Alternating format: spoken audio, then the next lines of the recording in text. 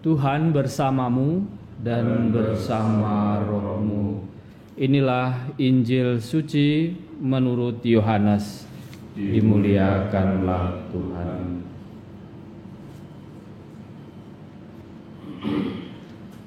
Sekali peristiwa, orang-orang Yahudi mau melempari Yesus dengan batu. Tetapi kata Yesus kepada mereka, "Banyak pekerjaan baik yang berasal dari Bapa-Ku kuperlihatkan kepadamu. Manakah di antaranya yang menyebabkan kamu mau melempari Aku dengan batu?" Jawab orang-orang Yahudi itu, "Bukan karena suatu perbuatan baik maka kami mau melempari engkau, melainkan karena engkau menghujat Allah dan karena engkau menyamakan dirimu dengan Allah, meskipun engkau hanya seorang manusia."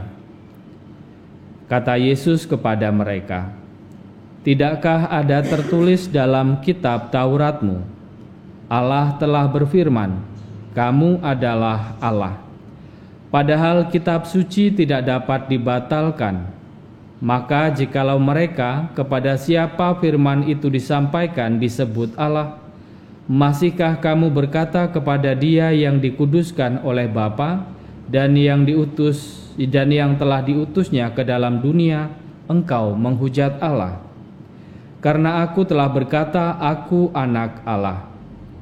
Jikalau Aku tidak melakukan pekerjaan-pekerjaan Bapa-Ku, janganlah kamu percaya kepadaku. Tetapi jikalau Aku melakukannya dan kamu tidak mau percaya kepadaku, percayalah akan pekerjaan-pekerjaan itu, supaya kamu boleh mengetahui dan mengerti bahwa Bapa ada dalam Aku dan Aku di dalam Bapa." Sekali lagi mereka mencoba menangkap Yesus, tetapi Ia luput dari tangan mereka.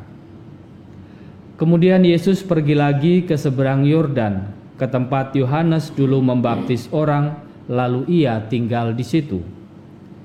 Banyak orang datang kepadanya dan berkata, "Yohanes memang tidak membuat satu tanda pun, tetapi semua yang pernah dikatakan Yohanes tentang orang ini benar." Dan banyak orang di situ percaya kepadanya. Demikianlah sabda Tuhan. Terpujilah Kristus.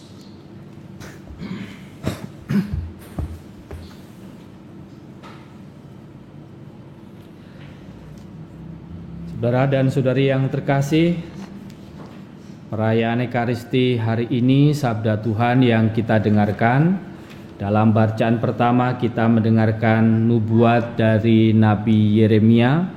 Dia adalah nabi yang menubuatkan kepada bangsa Israel, mengingatkan bangsa Israel untuk kembali kepada Allah. Tetapi dalam karya-karyanya, pewartaannya tentang sabda Tuhan, kebenaran-kebenaran yang ia sampaikan kepada bangsa Israel tidak diterima, justru ia dicemooh dan bahkan hidupnya terancam. Dalam situasi yang sulit seperti yang digambarkan dalam pengantar tadi, bahwa orang-orang terdekatnya bahkan meninggalkan Yeremia, tetapi Yeremia memiliki keyakinan bahwa Tuhan tidak akan meninggalkannya. Maka dalam akhir bacaan pertama tadi, Nabi Yeremia mengatakan, "Ya Tuhan semesta alam yang menguji orang benar, yang melihat batin dan hati, biarlah aku melihat pembalasan-Mu terhadap mereka, sebab kepadamu-lah kuserahkan perkaraku. Menyanyilah untuk Tuhan, pujilah Dia, sebab Ia telah melepaskan nyawa orang miskin dari tangan orang-orang yang berbuat jahat." Ini adalah sebuah keyakinan yang dimiliki Nabi Yeremia bahwa kebenaran pasti akan selalu menang, bahwa apa yang ia wartakan adalah sebuah kebenaran dan Tuhan tidak akan pernah menyia-nyiakan, mengecewakan perjuangannya. Itulah keyakinan yang juga harus kita miliki, bahwa setiap perbuatan baik, setiap perbuatan benar yang kita perjuangkan, walaupun tidak selalu diterima dengan mudah, tidak selalu diterima dengan baik, kita meyakini bahwa Tuhan tidak akan tinggal diam untuk usaha-usaha baik, usaha-usaha benar yang juga kita perjuangkan. Dalam bacaan Injil kita berjumpa dengan Yesus yang ditolak oleh orang-orang Yahudi, bukan karena perbuatan baik, perbuatan yang ia lakukan, tetapi karena dia dianggap menyamakan diri dengan Allah, dia dianggap menghujat Allah. Maka kepada mereka, orang-orang yang sulit menyadari bahwa Yesus adalah utusan Allah, bahwa Yesus adalah Allah, Yesus meminta kepada orang-orang Yahudi itu untuk mengingat perbuatan-perbuatan baik, karya-karya yang pernah ia lakukan. Mulai dari Yesus menyembuhkan orang sakit, Yesus mengusir roh jahat, Yesus menghidupkan orang mati. Karena lewat perkara-perkara itulah mereka diingatkan bahwa hanya Allah lah yang mampu melakukan semua yang dilakukan Yesus. Tapi justru Yesus ditolak oleh orang-orang Yahudi ini. Dan pada akhirnya Yesus meninggalkan mereka, menyeberangi sungai Yordan, kembali ke tempat di mana Yohanes Pembaptis pernah membaptis dan memberikan kesaksian tentang Yesus. Dan yang menarik bahwa orang-orang yang mendengarkan pewartaan Yohanes Pembaptis tentang Yesus justru mengimani Yesus. Dalam akhir bacaan Injil dikatakan banyak orang datang kepadanya dan berkata, Yohanes memang tidak membuat suatu tanda pun, tetapi semua yang pernah dikatakan Yohanes tentang orang ini benar, dan banyak orang di situ percaya kepadanya.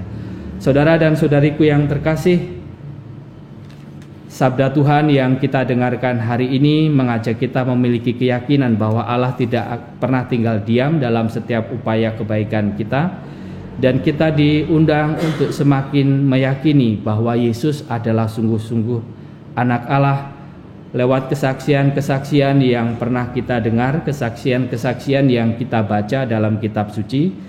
Dan mendekati pekan suci ini kita diingatkan, diajak untuk semakin meyakini bahwa Yesus sungguh adalah Allah yang hadir dan menawarkan pembebasan kepada manusia.